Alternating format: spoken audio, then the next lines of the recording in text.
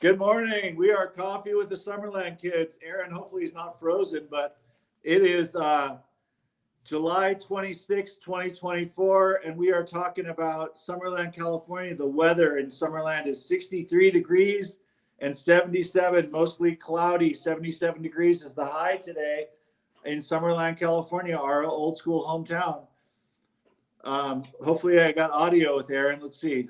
Aaron, testing one, Oh, two, three. 77 degrees. It sounds so nice. It sounds like the middle of the night here.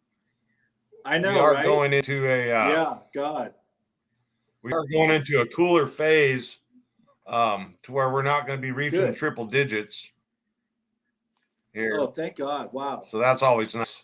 I want I wonder if we've think we're on the think we've peaked. I mean, are we midsummer yet? Is this or is like maybe midsummer is like mid-August or something? What do you think? Maybe you want to go to the bubble? Audio. Okay, there we are. I can hear you again. I can hear you. Can you hear me? It's always the challenge of streaming online is the quality, the qual. The qual is sometimes, shawl. If you're from Carpinteria, you know what I'm talking about. Anyways, I can't hear Aaron, but it's okay. We're doing this anyways. We're Coffee with the Summerland Kids, and sometimes we're frozen, sometimes we're not. So here we go. Maybe if you hear me, Aaron, maybe rock the bubble and see if that helps lessen the load of the internet tech. Who knows? Anyways, so yeah, right now is Comic-Con. Because I could. Okay, you're. Okay, there you go. Nice. So I looked into the Comic-Con a little bit yesterday. I did see they may have had a drone show. The drone shows now are off the hook. Like the technology. Have you seen any drone shows at all? not live, but I have seen some Not. on the TV, and that it just looks crazy wild. You know what?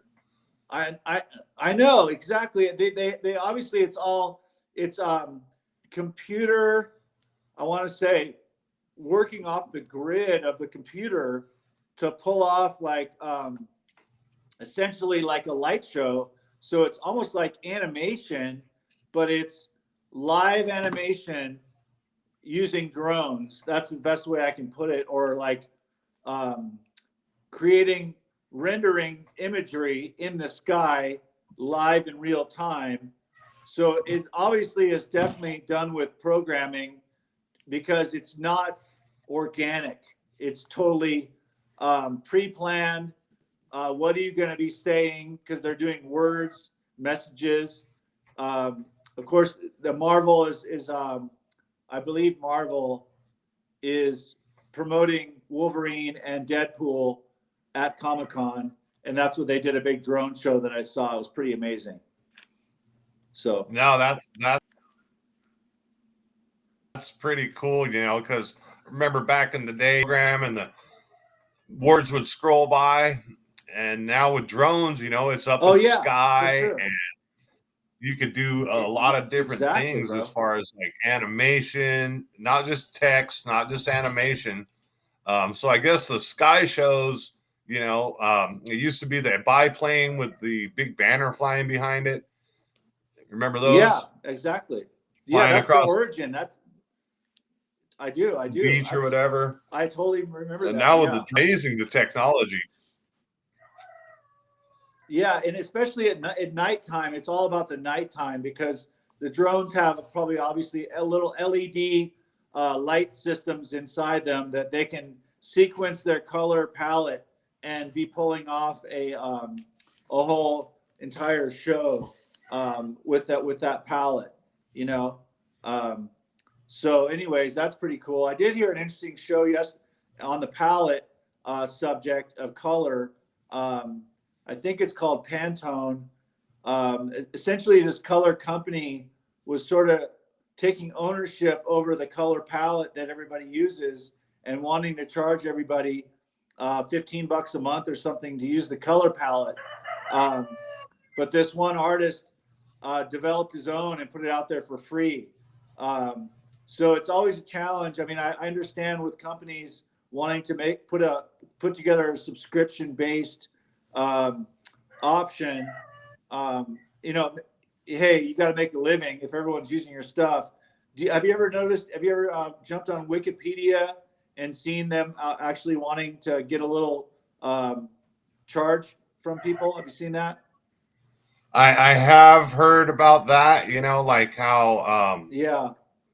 they are currently, I guess, a donation base, so you can Okay. definitely Okay. donate. Right. But Okay. as far as like a subscription, I have heard some rumors. Yeah. But I don't know too much about it. Yeah. I got a shout out to Craigslist, whoever Craig was. That's an amazing resource. And it's always interesting to me how people will put stuff out there for free.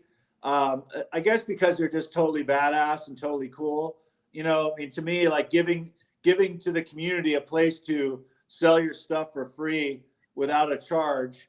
And then it really just puts people to organically come together and then make connections and essentially sell their stuff. Or there were some other funny options on Craigslist previously with like dating options and all kinds of stuff like that.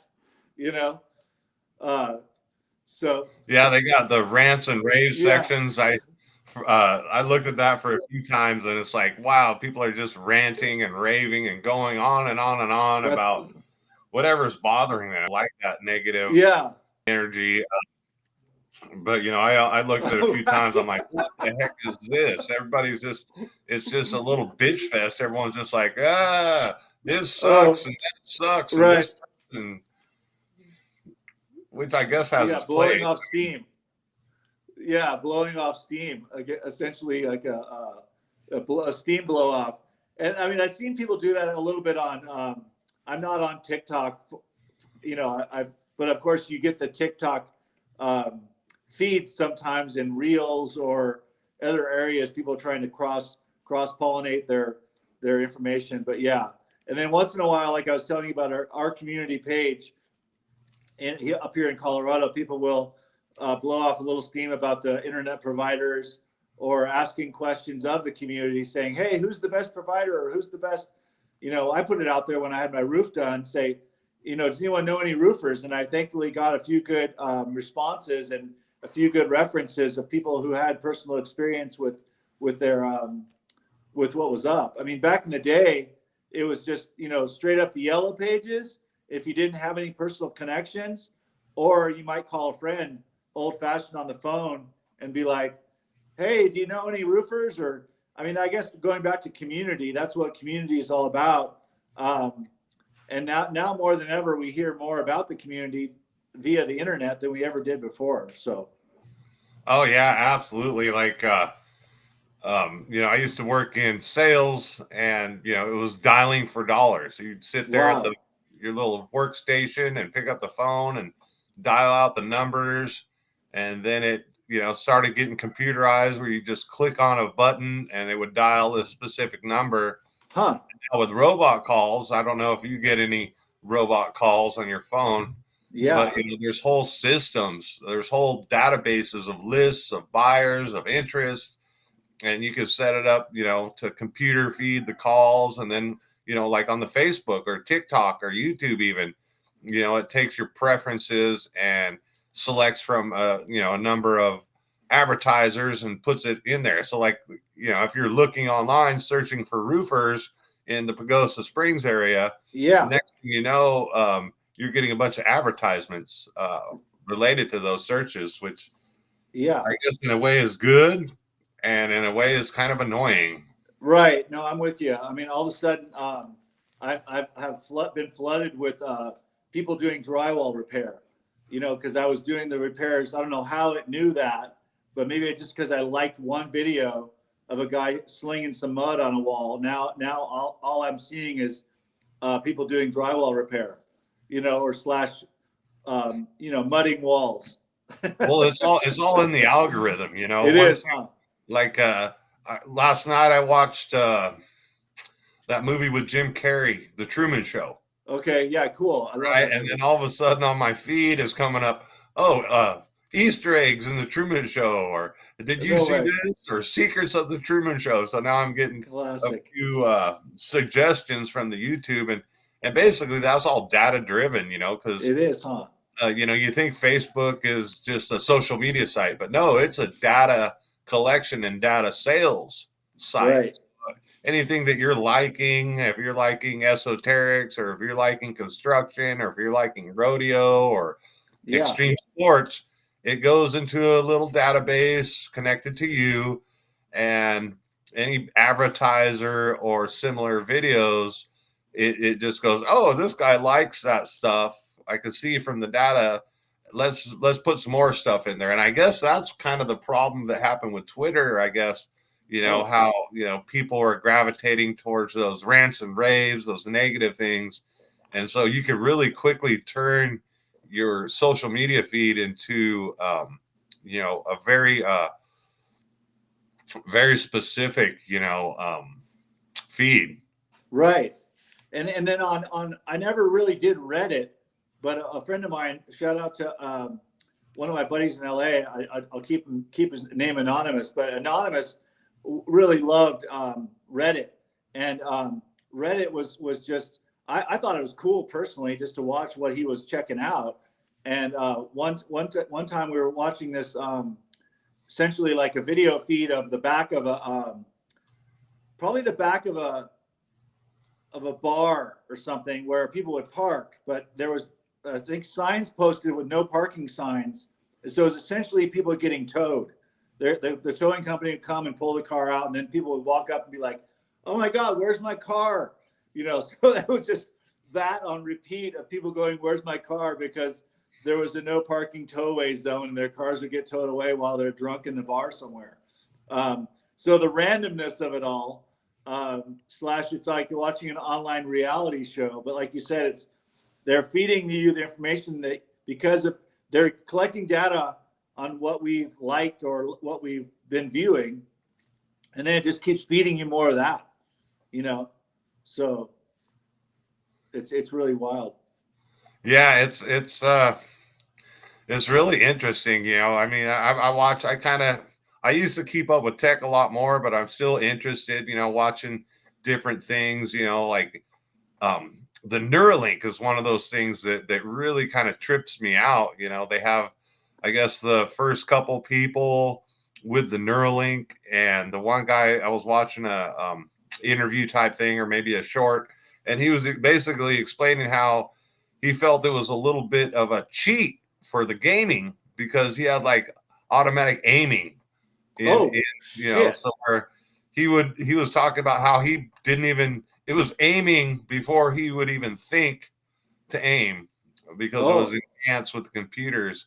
And I don't know how far away we are, or whether there's secret labs or government experiments where they're doing that kind of stuff already, but it's just one of those things where tech, it just makes me wonder, okay, we see the drone shows, we see what it's capable of, and we know there's such thing as Neuralink, and how far away are we from Borg? I don't know Star Trek if right. you're a Star Trek fan, but the Borg, where they're assimilating, everyone's a computer, and all the different races are a computer, all the different societies and planets are all assimilated into this Borg collective. Oh Um, wow. so I don't know how far are we from the Star Trek? I mean, look at the communicators. When we first Right. had communicators, we seen Star Trek. We're like, oh my gosh, they're talking on a little device, and now here it is. Or oh my gosh, they have a laser. Well, now there's lasers. Yeah. Oh my gosh, there's so much technology, and it's moving so fast. Yeah.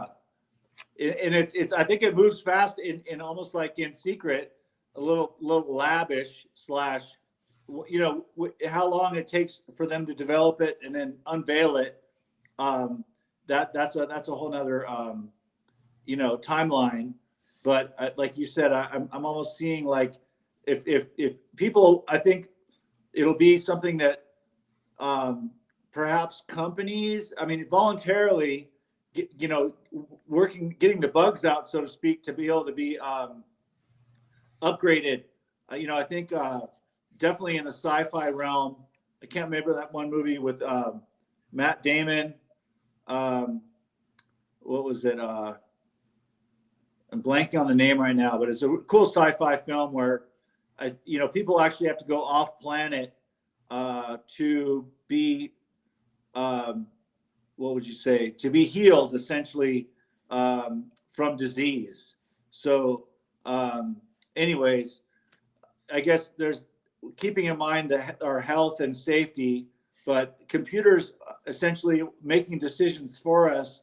And then once people are hooked up to computers, even more like physically hooked up, like internally hooked up to, maybe access more information. It's almost like, is that information that they're accessing helpful or not? I mean, I think it's almost like taking the human race farther and faster. So moving forward at a breakneck speed is pretty much what's up. I mean, everybody, was it Elon Musk and was it Bezos? The guys that have the most money pushing the technology forward. That's what. Oh yeah, absolutely. It's like the stealth bomber. It was, they had it for however many years before they made it public, and now with like SpaceX, being a private company, I guess that's another layer of secrecy because obviously the government has its policies to keep their secrets, and not really release it to the public for a certain number of years. But a corporation, a private company, doesn't have to necessarily share its trade secrets. You got like Boeing or Halliburton, doing contracts for the government. Yet it's not in the public domain. It's not in the government domain to where it'll be released. And with technology moving so fast, I can just imagine, what is there as far as technology that's not available, to the public. We got things like Neuralink, which is, obviously a pretty major difference from, connecting your brain to a computer directly. I mean, we're getting some crazy futuristic sci-fi stuff that's becoming reality. Yeah, and I mean the fact that we are also for the most part, I mean, of course, I set my phone down at night and plug it in, etc. But they are somewhat monitoring, and a lot of times, like with the Apple Watch, for example, if you're leaving your Apple Watch on, for some folks, it is monitoring your sleep, and so for people who are trying to be like, hyper with it or super with the times, embracing the technology fully and having the Apple Watch and which tracks your sleep, your heart rate, so many things are your daily, how many steps you're taking per day, all that kind of stuff. It's interesting information. I mean, it's almost like someone's following you around, doing a study on you. How many steps each day does the average college student take? I mean, you could probably pull that information out of the phones, whether it would be a voluntary survey or because I believe in our there was a South Park episode about the user agreement, signing the user agreement, and what that actually meant, and how no one reads the user agreement. Did you ever see that episode? I think so, and I was recently watching. It was just a little short or something where one of these, I think it was like an insurance company or some type of policy where deep down in the fine print it said, if you're reading this, send us an email or something and we'll give you $10,000 And so someone actually read through, like one of these people that read through everything, and they found it, and they got like a $10,000 check because they actually read it, but it had been a great number of people had signed it and agreed to it and had never read that part, you know. So it's like, imagine what you can put in there. I know I've had a couple crazy ideas when I was more involved in tech, as far as, I wonder what I could get away with, you know. Right. A pint of blood, a firstborn child, immortal soul. Can I get someone to sign off on that? Right. I did have a funny friend one time try to have me sign a contract, because I think he was, you know, he was definitely an artist, but he was very like, he had an interesting mind on him, let's say that. And he was trying to get me to sign a contract with him. And I'm like, no, I never signed the contract. But you know, he could see, like, I think he saw a potential, tremendous potential in me, and he wanted to jump on that bandwagon, you know. So, well, I mean, I guess back in the day, people would sell themselves into slavery, you know, because life was so hard and they couldn't make it, you know, survive or whatever, you know, difficulties that we're having. So they're like, okay, I'll be your slave. Just make sure I stay alive. You know, that's always something funny. Well, maybe not funny, but no, I know. I know that I've joked around with friends, you know, saying, "Oh, I'll sell you my immortal soul," and give him the shoe. You know, here's my shoe. And this is soul. Your soul. That's I love it. That's and genius. Then my son was in when he was in college. He did a couple of these little movie clips or short videos, whatever you call them, and it was just hilarious because he had Mr. DeVille, the devil himself, and he had his Texas lawyer negotiate, and it was called The Soul's a Soul. And so he was selling his soul for the power of persuasion. And at the end of the deal, you know, Mr. DeVille got his Kia soul. You know, so he sold that's funny. And, classic. That's unbelievable. Yeah. So, God, it's wild how, you know, but you know, and thinking about like how long we're here on this earth, and we are here for a very short time, and then we have like a little bit, you know, within our reach. Like right now, with my project with my grandfather behind me, Bill Wagon, you know, I'm working on his essentially like his library of collected imagery, and it is a window to the past.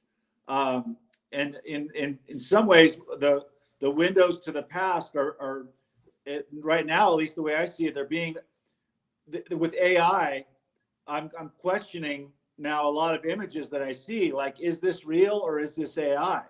You know, is this photograph? They're saying, oh, here's a photograph from 1926 of some flapper girls or something, and I'm like, that's cool, but is it really that picture? I mean, I guess if they name a photograph, I guess it goes back to research. So if it names a photographer and you research that photographer and find that they are a real person and they have a catalog of work online, then okay, cool. Sort of confirm that's a real image from their collection. But otherwise, it's hard to tell nowadays what you're looking at, if at least online.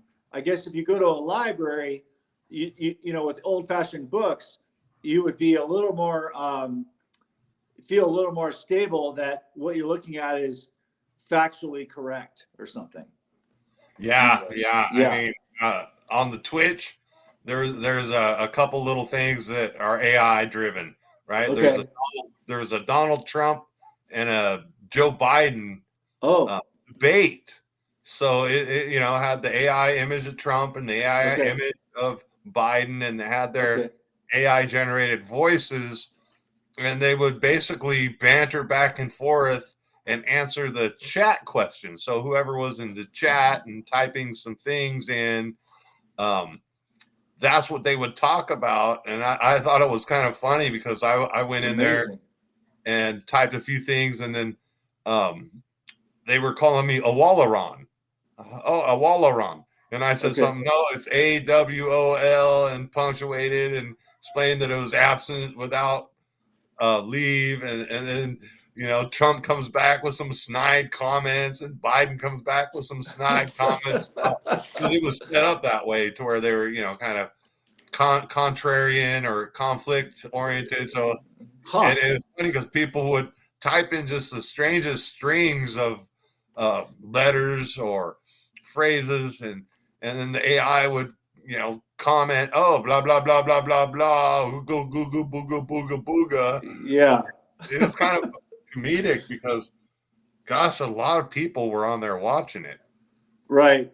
I love how, when you watch those old sci-fi, like you mentioned Star Trek, and then I thought of The Wizard of Oz, and it's interesting how they put together like a character, of course, that's based in like strength. So you think that the Wizard of Oz is like this big, scary, big person, or the person behind the scenes who's the leader is this massive entity. But in reality, when they unveil the curtain, it's some little dude who's portraying a big, masterful leader. But in reality, it's like a little wimpy person or something, Yeah. So, yeah. Wow. That's so true. Just the whole being able to make an image from words, or, have specific ideas and put it in and make it come out, with the Star Trek thing and all, you think about, the replicators or something, imagine eventually maybe we can, especially with CERN and all these different things, how, they're able to test the God particle, or things like The Simpsons, having their predictions, or, one of the funny things that I was watching, I didn't necessarily watch the actual stream, but it was a SpongeBob SquarePants. Okay, yeah. Kind of an AI generated thing. And, different things would happen that they weren't really aware, or, how did this happen? Like, they were talking about an Italian cooking competition or something, and then all the different characters started speaking in Italian. No one told it to do that. Wow. And like there's I don't know, you might want to look it up on YouTube, the SpongeBob AI, because there's some interesting points, some interesting storylines as far as what the AI started doing just within that context of a cartoon. Right. And then going back to that Star Trek reference, I almost feel like I think Ray Bradbury, I know he was involved as a writer to some degree with Star Trek. I love Star Trek. I'm definitely a fan, but I'm not a very knowledgeable fan of it. But what my thought is that the writers of the science fiction writing, their ideas about the future, of course, have all, not everything, but a lot of things would come true.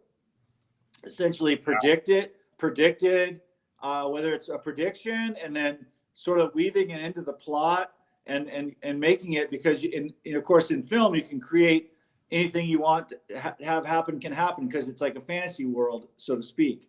But then the carryover, the ideas spark people in real life to actually try to make that happen.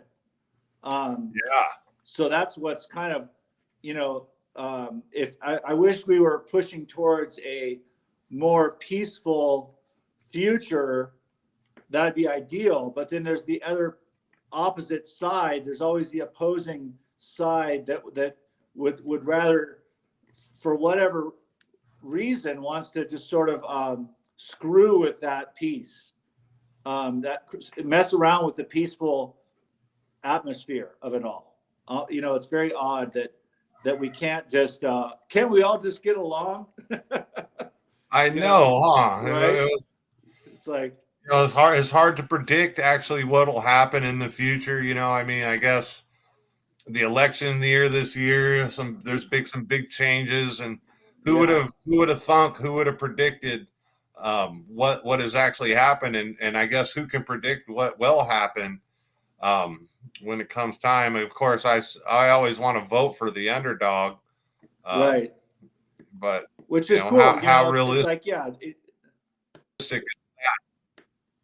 exactly. It's very unpredictable and an unknown thing.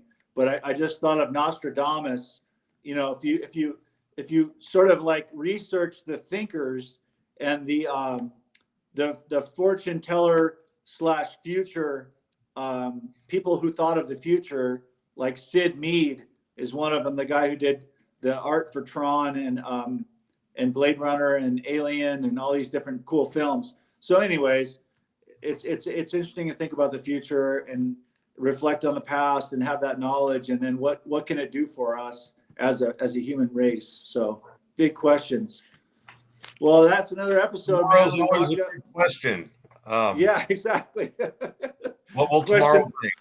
Yeah, what will tomorrow bring? Exactly. All I know is it's Saturday, which right now I'm sort of on a try to get some work done every day program. So, yeah, looking forward to show number 81 on Monday. So we're rocking right along. Rocking right along, brother. We'll Cheers, see you man. We'll not see you. tomorrow. Yeah, exactly. Monday. Ta-ta for now, as Tigger says.